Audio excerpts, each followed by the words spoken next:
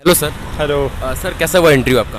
अच्छा हुआ। अच्छा था। सबसे पहले सर आपका नाम और एजुकेशनल बैकग्राउंड के बारे में बताइए। अच्छा, मेरा नाम पंकज यादव है। मैंने ग्रेजुएशन मैकेनिकल इंजीनियरिंग में एनआईटी हमीरपुर से की है और फिर उसके बाद मैंने मास्टर्स एमबीए किया है आईआईटी मद्रास से। सर शुरुआती क्वेश्चन किस टाइप से पूछे गए आपसे? क्या क्वेश्चन मतलब जब आप इंटरव्यू हॉल में गए तो शुरुआत में आप क्या क्या पूछे गए आपसे? अच्छा, शुरुआत मेरा सत्यवती मैडम का बोर्ड था, तो उन्होंने मेरे एक स्मार्ट सिटी प्रोजेक्ट पे मैंने कुछ काम किया था, तो उसके स्पेसिफिकली उन्होंने पूछा कि ये सेफ्टी एंड सिक्योरिटी क्या होता है, क्या अंतर है दोनों में। सर ये कौन सा अटेम्प्ट था आपका? मेरा ये चौथा अटेम्प्ट है, पहला इंटरव्यू। ओके, इससे पहले आपने सर कितनी बार मेंस लिखे हैं? मैंने मेंस पिछले साल भी लिखा है। सर ओवरऑल बात करें कि आज पहली बार इंटरव्यू देने आए थे, ओवरऑल कैसा एक्सपीरियंस रहा सर? ओवरऑल अच्छा ही था, बढ़िया कॉर्डियल बोर्ड था, अच्छा एक्सपीरियंस था, बढ़िया। सर आपका ऑप्शनल सब्जेक्ट कौन सा है? मेरा मैनेजमेंट है। इससे रिलेटेड आपको कैसे क्वेश्चन पूछे और उसका आपने आंसर किस प्रकार दिया? मैनेजमेंट से रिलेटेड स्पेसिफिकली कोई सवाल नहीं पूछा।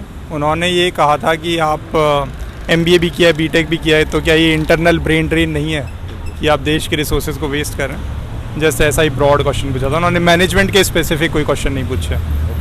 सर आप पहली बार इंटरव्यू देने गए थे, थोड़ा बहुत आपको डर और थोड़ा बहुत इस प्रकार का लगा होगा, तो उस प्रकार आपने किस प्रकार अपने आप को मैनेज किया? हाँ, उसमें तो ये है कि बाहर बैठ के थोड़े लंबे लंबे सांस लो तो थोड़ा काम ब्रीदिंग काम करोगे तो फिर अच्छा हो जाता है, तो प्रेशर नहीं आता। साथ ही साथ मैंने मॉक भी दिए थे कोचिंग में, तो उन्होंने भी हेल्प किया कि प्रेशर आप ना फील करें रियल में। तो सर जैसा कि आपने बताया कि आपने काफ़ी सारे मॉक भी दिए होंगे सर, तो मॉक इंटरव्यू और रियल इंटरव्यू में कितना सर डिफरेंट लगता है आपको? मुझे लगा काफ़ी सिमिलर है, जैसे क्वेश्चंस ओवरलैप नहीं हुए ऑलमोस्ट, शायद कोई क्वेश्चन ओवरलैप नहीं हुआ, लेकिन ये है कि वहाँ भी मेरा एक मॉक से सेकंड मॉक में भी क्वेश्चन ओवरलैप नहीं हो रहे थे, तो वैसा ही सिमिलर था कि वो जो ऑर्गेनिकली उनके दिमाग में जो क्वेश्चन आते थे वही पूछ रहे थे। तो सर रसिया यूक्रेन के तनाव के बीच में जो उससे रिलेटेड आपसे कुछ पूछे गए सवाल?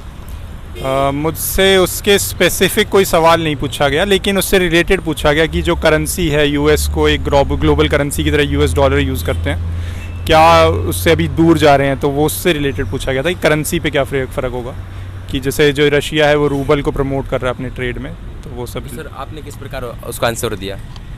मैंने उसमें बताया कि हाँ, मूव कर रहे हैं कंट्रीज़ अवे, क्योंकि अगर सैंक्शन लगाए जो उनके फॉरेन रिजर्व्स थे रशिया के, वो फ्रीज़ कर दिए गए, तो फाइनेंशियल इंस्टीट्यूशंस पहले जियो पॉलिटिक्स में इन्वॉल्व नहीं होते थे। आप अगर पैसा है तो वो सेफ़ है अगर इंटरनेशनल बैंक्स में, लेकिन इस बार उन पर भी रोक लगाई गई है, तो वो एक मेजर इशू था। तो और साथ साथ चाइना भी एक स्विफ्ट का अल्टरनेट जनरेट कर रहा है, तो डेफिनेटली मूव अवे कर रहे हैं। सर डैफ से रिलेटेड क्या क्या क्वेश्चन पूछे गए आपसे? डैफ से रिलेटेड ही सारे क्वेश्चन थे, कि जैसे इवन ये इसको करेंसी वाले इशू को छोड़ दें, तो अदरवाइज़ जो मेरा स्टार्ट हुआ तो उसमें जो मुझसे सेफ्टी एंड सिक्योरिटी के बारे में पूछा, मुझसे ई वेस्ट के बारे में सवाल पूछे गए हैं, और स्विमिंग के ऊपर भी मुझसे सवाल पूछे गए थे, तो जो सब डैफ से रिलेटेड था ऑलमोस्ट, स्पेशली कुछ एक करंट जैसे ये करेंसी का क्या इशू है उसको छोड़कर सारा डैफ रिलेटेड है। सर जैसा कि आपने कोई 4 अटेम्प्ट आपने दे दिए हैं, तो आपने जब शुरुआत की थी यूपीएससी की, तब आपने कोई कोचिंग ज्वाइन की है, या फिर अगर की है तो आप न्यू एस्पिरेंट्स जो इस बार तैयारी कर रहे हैं उनको आप क्या सजेशन देना चाहेंगे? हाँ, तो मैंने जो पहले 2 अटेम्प्ट दिए थे, मैंने बहुत ही पहले दिए, 2013 और फिर 2018 में दिए, तो मैंने तब इतना सीरियसली इसके बारे में सोचा नहीं था, जो फर्स्ट अटेम्प्ट स्पेशली था। सेकंड में मैंने विद जॉब दिया था, तो उतना फोकस मैं उसे दे नहीं पाया था। सेकंड थर्ड में मैंने कोचिंग नहीं ली, जो थर्ड फोर्थ अटेम्प्ट था, लेकिन फोर्थ में मैंने मेंस का टेस्ट सीरीज़ लिया, तो उसने मुझे हेल्प किया कि आप ऑर्गेनाइज्ड वे में टेस्ट लिखते हैं, और ओवरऑल प्रोसेस में मुझे लगता है जब आप टेस्ट देते हैं, चाहे प्री हो, मेंस हो या इंटरव्यू के मॉक्स हो, तो वो हेल्प करता है। सर बहुत सारे एस्पिरेंट है जिनका प्रीलिम्स नहीं निकलता है, सर आखिर क्या गलतियाँ करते हैं और उनको किस प्रकार अपनी गलती को सुधारना चाहिए सर? मैं इसमें कुछ नया तो नहीं बता पाऊँगा, जो शायद पहले भी सब ने बताया है, कि एक तो लिमिटेड रखिए सोर्सेज को जो भी आप बुक्स पढ़ते हैं, दूसरा प्रीवियस ईयर क्वेश्चन कीजिए, लास्ट 10 कर दीजिए, 20 ईयर्स कर लीजिए, तो वो यूज़फुल रहेगा। एंड फाइनली आप मॉक्स कुछ एक विजन या इंसाइट्स के यूज़ कर सकते हैं, तो वो थोड़ा आपका करंट अफेयर या अनसर्टेनिटी के लिए प्रिपेयर कर सकते हैं। सर हर टॉपर्स बताता है कि प्रीवियस ईयर्स के क्वेश्चन पेपर को बहुत एनालिसिस करना चाहिए, तो सर आखिर उनको किस प्रकार एनालिसिस करें?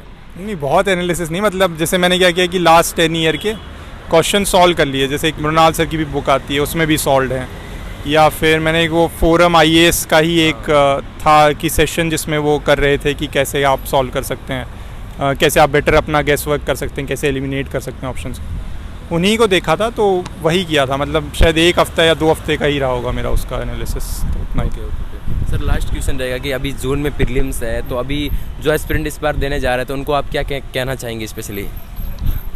उनको मैं कहूँगा कि हाँ, अभी तो जैसे टाइम कम है, 1 महीना है, तो आप टेस्ट दीजिए, उसी को फिर एनालाइज कीजिए। जो ये PYQs हैं, आप अभी टाइम कम है लेकिन 10 ईयर्स के तो आप कर सकते हैं, वो कर लीजिए। और फाइनली ऑल द बेस्ट। थोड़ा लक भी मैटर करता ही है इस पूरी स्टेज में, स्पेशली प्रीलिम्स में ज़्यादा करता है, तो उस पर आपका कंट्रोल नहीं है, लेकिन आप अपनी प्रिपरेशन पार्ट में फोकस कर सकते हैं, तो वो कर लीजिए। ओके, थैंक यू सर, आपने टाइम दिया इसके लिए। बात अरे नहीं, थैंक यू।